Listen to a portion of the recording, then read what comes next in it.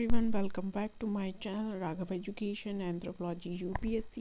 मैं हूं श्वेता। तो आज के इस वीडियो में हम डिस्कस करने वाले हैं अबाउट द सोशल इंस्टीट्यूशंस, जो कि एंथ्रोपोलॉजी ऑप्शनल यूपीएससी से रिलेटेड है। तो आज के इस वीडियो में हम सोशल इंस्टीट्यूशंस के बारे में डिस्कस करेंगे। तो चलिए शुरू करते हैं आज का अपना टॉपिक।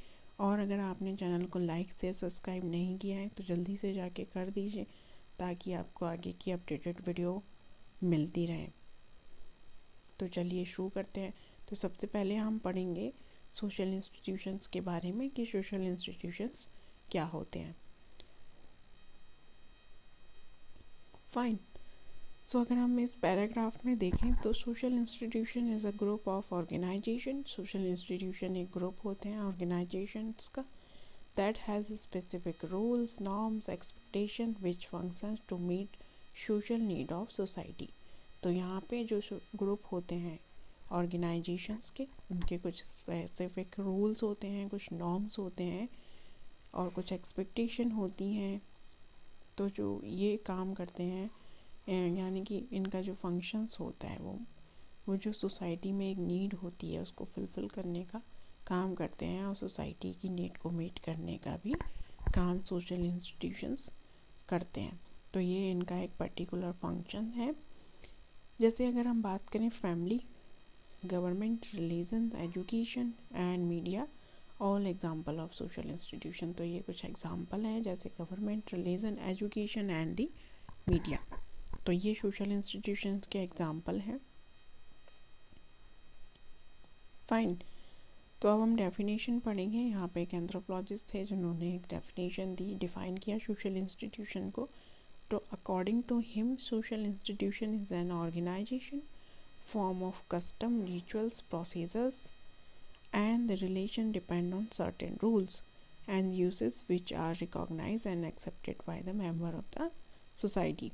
तो इनका कहना था कि जो सोशल इंस्टीट्यूशन होते हैं वो एक ऑर्गेनाइजेशन होते हैं जिनमें कुछ कस्टम्स होते हैं, कुछ बिलीव्स होते हैं, कुछ रिचुअल्स होते हैं या फिर कुछ प्रोसीजर्स होते हैं, जो कि उनके जो रिलेशंस होते हैं वो डिपेंड करते हैं कुछ सर्टेन रूल्स पे। कुछ जो वो रूल्स फॉलो करते हैं उस पर उनके रिलेशंस डिपेंड करते हैं, जो कि एक फैमिली के या सोसाइटी के जो मेंबर्स होते हैं उनके द्वारा ये एक्सेप्ट किए जाते हैं और रिकॉग्नाइज किए जाते हैं। तो ये ऐसा जीन्सबर्ग ने बताया सोशल इंस्टीट्यूशन के बारे में।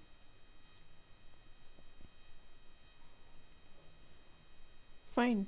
तो अगर हम एग्जांपल देखें सोशल इंस्टीट्यूशंस के, तो फर्स्ट है marriage and family, education, religions. तो ये कुछ एग्जांपल हैं। मैरिज किस तरीके से जो है एक सोशल इंस्टीट्यूशन है, क्योंकि यहाँ पे जो आपस में जैसे दो पर्टिकुलर इंडिविजुअल्स जो हैं वो मैरिज करते हैं, तो उनके बीच में भी कुछ सेट ऑफ नॉर्म्स होते हैं, कुछ रिचुअल्स फॉलो होते हैं। इस तरीके से मैरिज जो है वो एक जो पर्टिकुलर फैमिली है उनकी एक्टिविटी को रेगुलेट करने में हेल्प करती है, जनरेशन को ग्रो करने में हेल्प करती है। तो इस तरीके से मैरिज जो है वो एक सोशल इंस्टीट्यूशन का काम करती है। देन अगर हम एग्जांपल के रूप में बात करें फैमिली की, तो फैमिली भी जो है एक इम्पॉर्टेंट रोल प्ले करती है एक सोसाइटी में, कि जो सोसाइटी है उसको कुछ रूल्स जो है वो देती है। एक फैमिली से ही कुछ लोग निकल के आते हैं जो सोसाइटी में जो है वो एक एज अ पॉलिटिशियंस काम करें, चाहे वो किसी भी तरीके से काम करें, तो वो एक बड़ा रोल प्ले करती है फैमिली एक सोसाइटी में। एजुकेशन भी एक बड़ा रोल प्ले करती है और एक सोशल इंस्टीट्यूशंस का के रूप में भी काम करती है, क्योंकि वो अवेयरनेस क्रिएट कर एजुकेशन जो है वो हेल्प करती है अवेयरनेस क्रिएट करने में, या फिर कुछ रूल्स एंड रेगुलेशंस, कुछ पॉलिसीज़, या किस तरीके से जो है वो एजुकेशन के थ्रू हम इम्प्रूव कर सकते हैं एक सोसाइटी को। इस तरीके से ये एक फंक्शंस का काम करती है सोशल इंस्टीट्यूशंस की।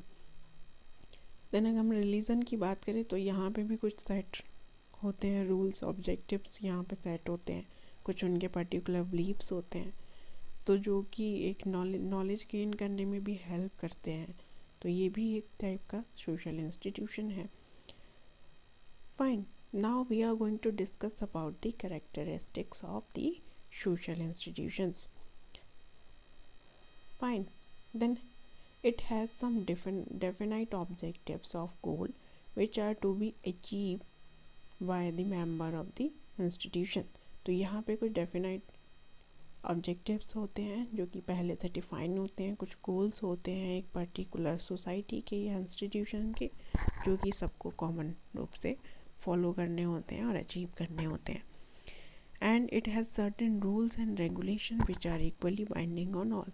तो जो रूल और रेगुलेशन होते हैं एक फैमिली में या एक मैरिज में जो है वो दोनों लोगों के लिए पर्टिकुलर होते हैं, या फिर एक फैमिली में या फिर किसी भी तरीके की एक सोसाइटी है या रिलीजन है उसमें कुछ पर्टिकुलर रूल्स रेगुलेशंस होते हैं जो कि इक्वली बाइंडिंग होते हैं सबके ऊपर, यानी सबको सेम रूप से वो फॉलो करने होते हैं. किसी पर्टिकुलर इंडिविजुअल के लिए कोई अलग से रूल्स नहीं बनाया जाता है, सबको एक ही रूल जो है वो फॉलो करना पड़ता है.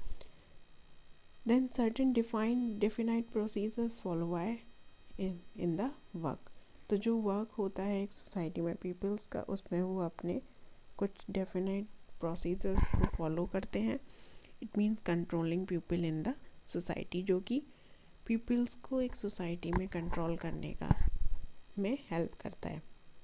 कैसे हेल्प करता है? क्योंकि जो रूल्स रेगुलेशंस एक सोसाइटी सेट करती है या एक फैमिली सेट करती है या एक रिलीजन्स में लोग सेट करते हैं, तो वो हेल्प करते हैं उनकी एक्टिविटीज़ को कंट्रोल करने में, जो कि एक इम्पॉर्टेंट रोल प्ले करते हैं. इसीलिए ये पीपल्स को कंट्रोल करने का भी काम करते हैं एक सोसाइटी में. Fine. Now we are going to discuss about the type of social institutions. तो अगर हम इंस्टीट्यूशंस की बात करें तो दो तरीके के इंस्टीट्यूशंस होते हैं. फर्स्ट है प्राइमरी. तो चलिए पढ़ते हैं प्राइमरी इंस्टीट्यूशंस क्या होते हैं. प्राइमरी इंस्टीट्यूशंस वो इंस्टीट्यूशंस होते हैं जिनमें 5 बेसिक एरिया ऑफ लाइफ होती है. फाइन. जैसे कि अगर हम ये जो है वो कंसेप्ट को डिटरमाइन करते हैं, प्रोवाइड करते हैं कुछ लेजिटिमेट यूज़ ऑफ पावर, किसी तरीके के पर्टिकुलर इंडिविजुअल्स को जो है पावर देते हैं, जैसे कुछ रूल्स या रेगुलेशंस जो है वो सेट कर सकता है वो पर्टिकुलर पीपल. तो वो एक इंडिविजुअल पर्सन को पावर देते हैं कि वो उनको कह सकते हैं एज अ लीडर उनके ग्रुप में काम करता है. Then regulating and distribution of goods and services. तो ये एक रेगुलेशन के रूप में भी काम करते हैं जो कि डिस्ट्रीब्यूशन करते हैं गुड्स और सर्विसेज का पर्टिकुलर फैमिली में या फिर एक पर्टिकुलर सोसाइटी में. In transmitting knowledge from one generation to next. Knowledge को ट्रांसमिट करने का भी ये काम करते हैं एक जनरेशन से दूसरी जनरेशन में. तो ये प्राइमरी जो इंस्टीट्यूशन सोशल इंस्टीट्यूशंस होते हैं वो नॉलेज को ट्रांसमिट करने का भी काम करते हैं. And in regulating our relation to the supernaturals. और एक इनका बड़ा रोल होता है हमारे जो रिलेशंस होते हैं उनको रेगुलेट करने में. तो इस तरीके से अभी हमने पढ़ा प्राइमरी इंस्टीट्यूशंस के बारे में जो कि एक इम्पॉर्टेंट रोल प्ले करते हैं सोसाइटी में. Fine. Now we are going to discuss about the secondary group of institutions. तो चलिए देखते हैं कौन से सेकेंडरी ग्रुप ऑफ इंस्टीट्यूशंस होते हैं. Fine. Secondary group is a relatively large group composed impersonal and goal oriented relationships. तो यहाँ पे क्या होता है इसमें सेकेंडरी ग्रुप ऑफ इंस्टीट्यूशन में, यहाँ पे जो ग्रुप होते हैं वो थोड़े लार्जर यानी बड़े होते हैं और जो वो ग्रुप होते हैं वो गोल ओरिएंटेड होते हैं. उनकी जो रिलेशनशिप होती हैं वो भी गोल ओरिएंटेड होती हैं और जो इनके बीच में रिलेशंस होते हैं वो ऑफ्टन टेम्परेरी होते हैं. Then these group are often based on the achieving common purpose outside in the of the relationship itself and involve much less emotional investment. तो जो secondary group of social institutions होते हैं उनका जो involvement होता है, एक इमोशनल इन्वेस्टमेंट होती है वो बहुत ही कम होती है पर्टिकुलर फैमिली में या सोसाइटी में. उनके कुछ कॉमन पर्पस होते हैं एक रिलेशनशिप के बाहर, जिनको उन्हें अचीव करना होता है। तो ये ग्रुप जो है वो इस तरीके के कॉमन पर्पस पे बेस्ड होते हैं। फाइन, तो अगर हम एग्जांपल देखें सेकेंडरी ग्रुप ऑफ इंस्टीट्यूशंस का, तो फर्स्ट है न्यूक्लियर फैमिली, जिसमें पेरेंट्स होते हैं और उनके चिल्ड्रंस होते हैं। तो ये इस टाइप की फैमिलीज़ जो है वो न्यूक्लियर फैमिलीज़ कहलाती हैं, जो कि सेकेंडरी ग्रुप इंस्टीट्यूशंस के रूप एक एग्जांपल के रूप में भी हम देख सकते हैं। Then extended family, relatives of parents and the children's.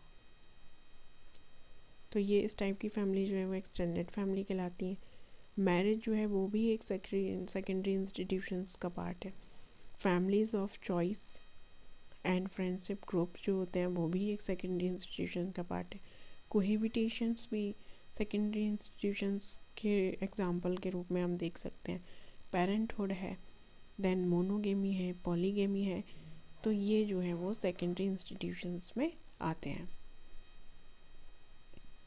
Fine, तो अब हम पढ़ते हैं सिग्निफिकेंस के बारे में कि सोशल इंस्टीट्यूशन जो है वो किस तरीके से काम करते हैं या फिर क्या रोल उनका एक सोसाइटी में है।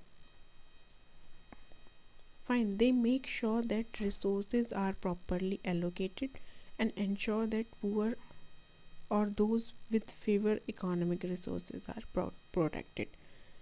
तो ये इंश्योर करते हैं कि जो रिसोर्सेज हैं वो प्रॉपरली एलोकेट हों, पर्टिकुलर हर मेंबर को जो है वो इक्वली रिसोर्सेज मिले, या फिर जो हर ग्रुप है चाहे वो पुअर हो या फिर रिच हो, सबको इकोनॉमिक रिसोर्सेज जो है वो इक्वली मिले।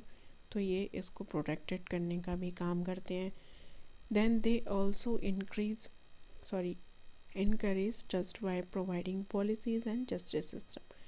क्योंकि जो इंस्टीट्यूशंस होते हैं, जैसे हम मैरिज की बात करें या फैमिली की बात करें, उनमें एक जस्टिस सिस्टम जो है होता है, या फिर कुछ पॉलिसीज़ होती हैं, कुछ नॉर्म्स होते हैं जो कि इनकरेज करते हैं और ट्रस्ट करते हैं, प्रोवाइड करते हैं मेंबर्स को, which adhere to common set of laws. तो कुछ कॉमन सेट ऑफ लॉज होती हैं जो कि सबको इक्वली फॉलो करनी होती हैं। Then they help shape our thoughts and influence our behaviour.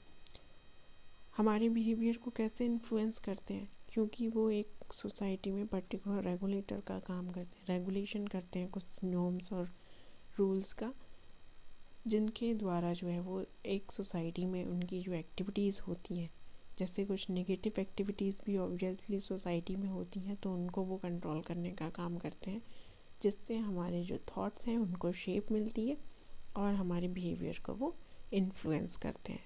Much of the influence of social institutions is beyond our ordinary awareness. यानी कि जो उनका इन्फ्लुएंस होता है सोशल इंस्टीट्यूशन का, वो हमारी ऑर्डिनरी अवेयरनेस के बाहर होता है। जैसे हम बात करें इकोनॉमिक इंस्टीट्यूशंस की, तो ये एक तरीके से एग्जाम्पल हो सकता है। तो आज की इस वीडियो में इतना ही। नेक्स्ट वीडियो में हम मिलेंगे नेक्स्ट टॉपिक के साथ।